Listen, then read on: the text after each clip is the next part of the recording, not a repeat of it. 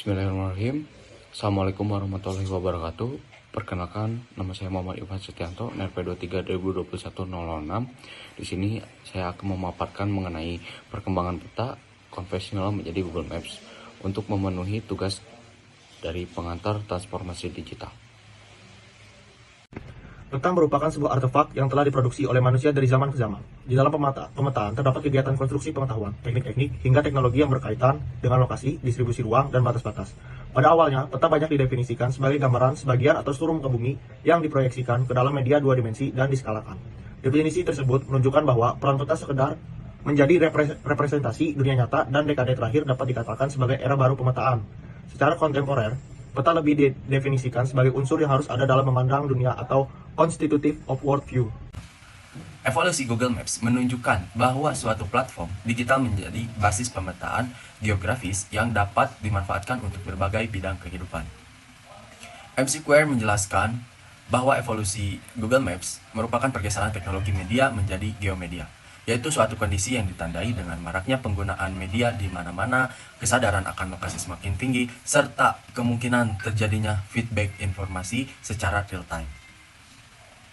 Sejak diluncurkannya pada tahun 2005, Google Maps telah menjadi garda terdepan yang mampu mendefinisikan ulang bagaimana pemetaan dan posisi fungsionalnya dalam konteks globalisasi digital.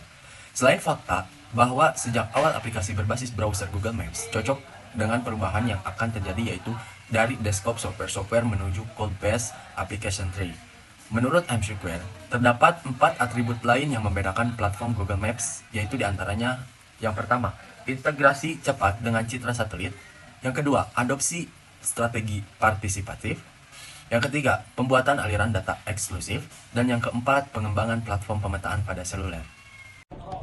Integrasi citra satelit yang dilakukan oleh Google sebenarnya sudah dilakukan sejak tahun 2004, sebelum diluncurkannya Google Maps, yaitu dengan mengakuisisi Keyhole Technologies, Ganesh 2015, menyatakan bahwa tampilan Google Earth memungkinkan pengguna website mendapatkan pengalaman yang sebelumnya hanya dimiliki secara eksklusif oleh pihak militer maupun pemerintah. Peluncuran Google Earth telah membuka akses penggunaan data spasial ke lingkup masyarakat yang lebih luas. Pengguna website dapat merasakan melihat lokasi tempat tinggal mereka dari cara pandang God's Eye. Kemudian, menjadi fokus pada tampilan close-up atau jarak dekat rumah mereka. Google mengintegrasikan citra satelit ke dalam Google Maps sejak pertengahan 2005 dan memanfaatkan basis data Google Earth sejak tahun 2006. Citra satelit ini tidak hanya signifikan dalam mendorong popularitas Google Maps, tapi juga menyediakan data yang memungkinkan Google untuk membuat petanya sendiri, dikutip dari Macquarie tahun 2019. Google Maps mengadopsi strategi partisipatif, dimulai dengan dibukanya application programming interface. Peresmian API telah mendorong pengembangan peta oleh pihak ketiga. Pada satu tahun pertama, Google Maps telah menjadi website peta mashup dengan penggunaan situs lebih dari 350.000 strategi partisipatif. Google Maps kemudian diperkuat dengan diluncurkan perangkat lunak pengedit peta, yaitu MapMaker di tahun 2008. MapMaker memungkinkan pengguna website untuk melakukan penambahan fitur secara langsung ke Google Maps. Kemudian pihak Google akan meninjau perubahan yang dilakukan. Kunci selanjutnya yang berperan penting dalam pengembangan Google Maps adalah peluncuran Street View di 2007. Street View yang ditawarkan oleh Google Maps memberikan pengalaman khusus bagi pengguna dan menjadi titik pembeda Google Maps dari pesaing lain. Pada bagian ini, perlu digarisbawahi pentingnya kontrol atas aset data inti. Google Maps membutuhkan kapasitas yang memperoleh dan mengendalikan data dalam jumlah yang besar.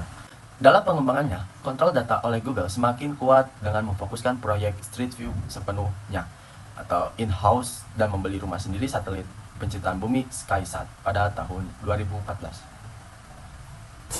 Google Maps seluler memfasilitasi pengguna dengan beberapa hal utama, diantaranya teknologi GPS, layanan lokasiku, hingga update kondisi lalu lintas. Evolusi Google Maps menunjukkan adanya perubahan signifikan pada infrastruktur kartografi. Penggunaan cloud-based application sebagai platform pemetaan digital mampu mengurangi biaya dan upaya yang diperlukan untuk menghasilkan sebuah peta. Google Maps sebaiknya terus meningkatkan kapasitasnya dengan pengembangan fitur-fitur yang nampak sederhana namun bermanfaat bagi pengguna Google Maps. Sebagai contoh, terdapat laporan bahwa pengguna Google Maps, terutama pengemudi, seringkali tidak dapat menemukan pintu masuk yang tepat ketika sampai di lokasi suatu bangunan. Permasalahan tersebut menunjukkan bahwa telah muncul tingkat detail baru yang dapat dikembangkan dari suatu peta digital. Tidak hanya tentang mencari alamat suatu lingkungan perkotaan yang dinamis, lebih lanjut mungkin Google Maps dapat berperan besar dalam digitalisasi ruang kota, mulai dari pengembangan smart city hingga mobil tanpa supir. Di Indonesia sendiri, banyak dilakukan pengembangan terapan Google Maps untuk kehidupan sehari-hari. Sebagai contoh, Rismayani memanfaatkan teknologi Google Maps API untuk mengembangkan aplikasi berbasis Android yang memungkinkan masyarakat mengirim laporan tindak kriminal dalam bentuk foto dan koordinat lokasi tanpa harus datang ke polisi. Pengembangan API Google Maps juga dimanfaatkan untuk memetakan distribusi SPBU dan fasilitas khususnya di Jepara dan Kudus dalam tampilan 3 dimensi. Pemetaan jalur membantu masyarakat mendapat informasi jarak terpendek dari lokasi SPBU yang cepat dan akurat. Mahdia dan Novianto memanfaatkan Google Maps untuk membangun sistem informasi manajemen, bantuan logistik pasca bencana alam berbasis mobile web. Aplikasi ini dapat memberikan informasi jarak, rute jalan, petunjuk jalan arah, serta lokasi posko bencana sehingga penumpukan bantuan logistik dapat diminimalisir dan pemberian bantuan menjadi tepat sasaran.